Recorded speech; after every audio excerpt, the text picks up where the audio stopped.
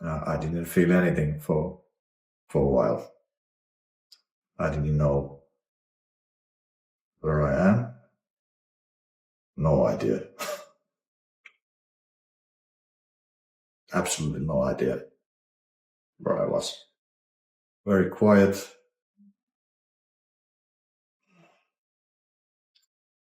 Cold. But quiet.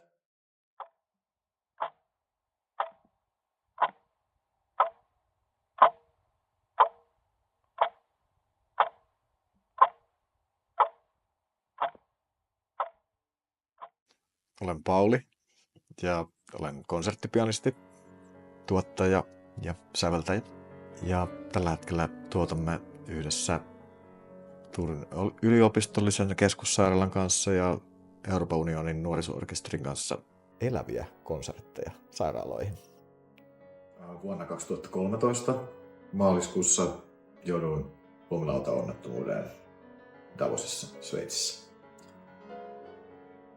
Lumilautasta hajosi side, murtu ruuvit ja sitten ohjauspuolen jalka, eli siinä kohtaa taaempana oleva jalka menosuuntaan irtosi laudasta kokonaan juuri ennen mutkaa, enkä ehtinyt kaatua siihen lumeen tai pysäyttää sitä vauhtia tai mitään, lensin rotkoon. Seuraava hetki, mitä muistan, ne oli lähinnä tunne siitä, että ei tiedä yhtään missä on tai että mitä on tapahtunut tai miksi olen tässä. Ja jonkun aikaa kesti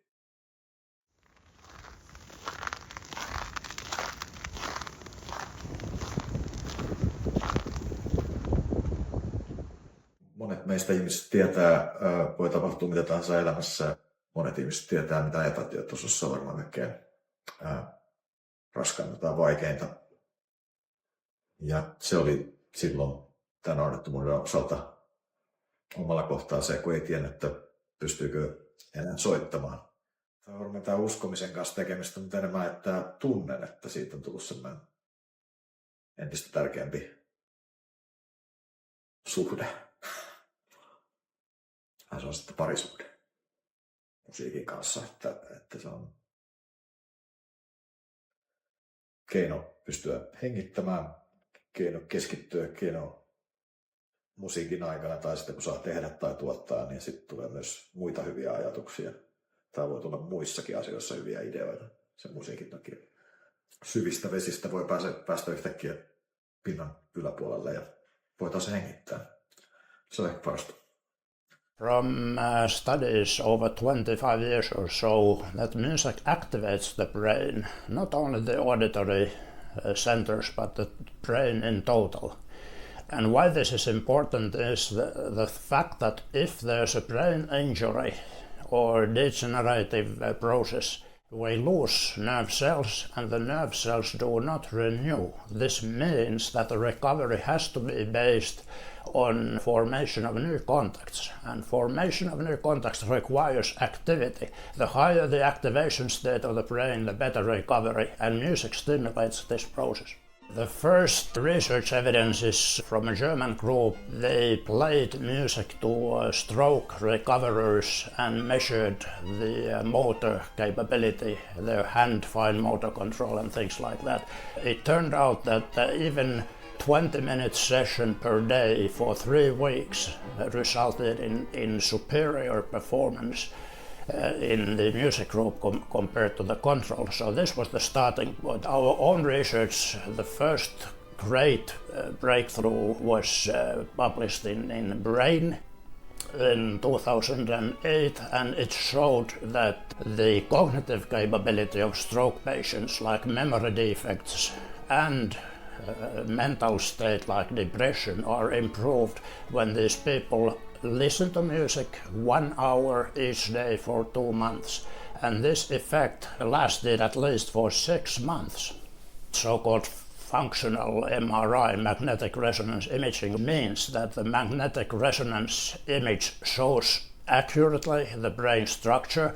We can see what happens when something activates a particular area. We can measure the blood flow of this area, and that correlates with the brain activation. We can see amazing accuracy which part of the brain activates when you have pleasant music or unpleasant music or familiar music or new music.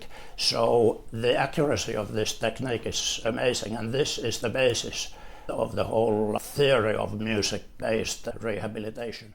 Sitten kun pääsin tänne Suomeen, kun se lentoluvan sai sitten noin reilu 2 kuukautta sen toipumisen jälkeen lentolupa tänne ja pääsin tänne neurologiselle osastolle ja kotihoitoon, niin sitten ystäväni Tarja Kofferit, joka on terapeutti, niin hän esitteli se Sepon ja minun Sepon musiikkiluennolla kaupungin kirjastossa. Ja jostain syystä meillä löytyi semmoinen kemiat Sepon kanssa aika pian, ja sitten alkoi siitä ehkä puolitoista juteltiin puhelimessa milloin tahansa välillä keskellä yötä tuntikausia näistä ajatuksista, ideoista.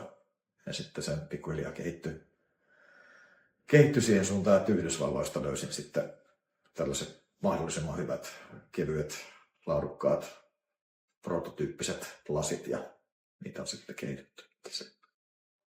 Sitten tavallaan siinä saakka kasvanut syödessä, että kun teknisesti on aika mahdollista tehdä aika paljon, niin sitten se on syventynyt, ja nyt voidaan sitten tarjota monenlaisista kuvakulmista ja niitä elämyksiä sitten potilaille. We have reviewed the whole literature published in scientific community all over the world. To put it short, music has been shown to affect the motor recovery, fine hand movements, gait, mental functions like cognition, verbal memory, and also psychological functions such as depression. When people listen to music, they are less depressed, and this is extremely important because depression is the major inhibitory factor preventing successful recovery. And it's not only the question of the patient's well-being, but it's also the question of the carers. Varmaan merkittävimpi syy kuuluu tietenkin se, että miten on huomannut, miten potilaat on muuttunut näissä konserttikokemuksissa, mitä olet nyt esimerkiksi lasien kautta nyt kuulleet tässä viime vuosina. Niin se on tietenkin semmoinen yhdenlainen ihme. Että jopa halvaantuneet potilaat on ruvennut liikkumaan musiikin mukana, niin se on mun mielestä semmoinen, mitä ei voi oikein käsittää, mutta totta se vaan on, mitä on sairaalasta tullut sairaanhoitajilta ja toimintaterapeilta näitä palautteita, miten se on potilaisiin vaikuttanut niin vahvasti se musiikki. Että esimerkiksi ihminen, joka on katsottu halvaantuneeksi, niin kädet rupeaa soittamaan ilman pianoa, niin minusta se on aika ihmeellistä. Ja sitten potilaat on monissa paikoissa toivonut, että jos vaan olisi mahdollista, niin jotenkin iloksen käyttäisivät niitä jatkuvasti. Ja syy on tietenkin ilmiselvä, että siinä unohtaa sen, tai ovat unohtaneet, että ovat siellä sairaalassa, ja musiikki selvästi laskee stressitasoa ja muuta pahoinvointia. So we can argue length of the stay of the person in intensive care is most probably shortened. The length of the hospital stay may be shortened.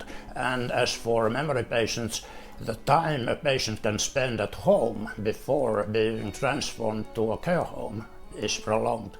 But I think the more important way to affect and to gain more emphasis on this type of therapies comes from the patients themselves, of course, and from the nurses.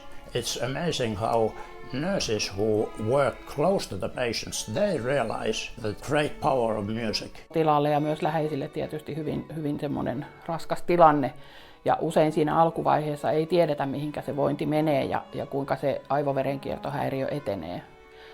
Tuossa akuutissa tilanteessa seurataan sitä tiiviisti ja hoitajat käyvät myös katsomassa, että miten potilas voi niin hyvin usein. Ja nyt on nämä Soinilan ja kumppaneiden tutkimukset osoittaa ja tutkimustieto näyttää jo sen, että siitä musiikista on paljon hyötyä nimenomaan siihen kuntoutumisen kannalta myöhemmässä vaiheessa, mutta myöskin uskotaan, että siinä akuutissakin vaiheessa, että jos saadaan sitä hoitostressiä vähennettyä, joka kuitenkin on aika valtava varmasti siinä kohtaa, kun potilas et ihan ymmärrä välttämättä kaikkia asioita, saattaa olla näössä tai puheen tuottamisessa suurtakin ongelmaa, tai potilas voi olla jopa niin kuin tajuton, niin silloin on aika tärkeää, että saadaan se ympäristö ja se potilaan tilanne niin kuin sillä lailla rauhoittumaan. Ihminen on niin kokonainen, että aivoja ei voi erottaa muusta elimistöstä eikä säätelyistä ja näin. Ja se on toisaalta aika semmoinen helposti toteutettava hoitomuoto, se mieluisan musiikin kuuntelu, ja sehän on todella tärkeää, että se on sitten potilaalle mieluisaa. Muuten se ei sitä varmasti sitä stressaavaa tilannetta helpota. We went to a care home in Turku with my musician friends, not as a scientist but as a musician. We played some traditional music and we could see on their faces that they enjoyed. Most of them were memory patients. But what happened at the end of the concert, we suggested, why don't we sing something together? Someone said, okay, but I don't remember the words. No problem, just start.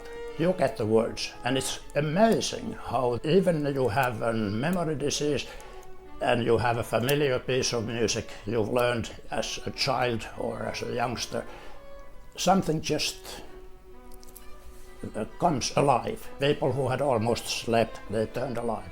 This is a strong feedback for a researcher. Mitä unelmiin tulee, kun kysyitte, niin ehkä onnettomuudet muistuttaa myös siitä, että kun kaikki ei ikävä kyllä selviä, joskus ei kovinkaan pitkällekään elämässä ennen kuin tapahtuu jotain surullista tai menettää hengensä, niin sitten täytyy muistaa myös näitä, joilla on kaikki jäänyt kesken, niin täytyy kunnioittaa niitä yrittämällä tehdä oma osuus niin mahdollista. Mä uskon siihen, että se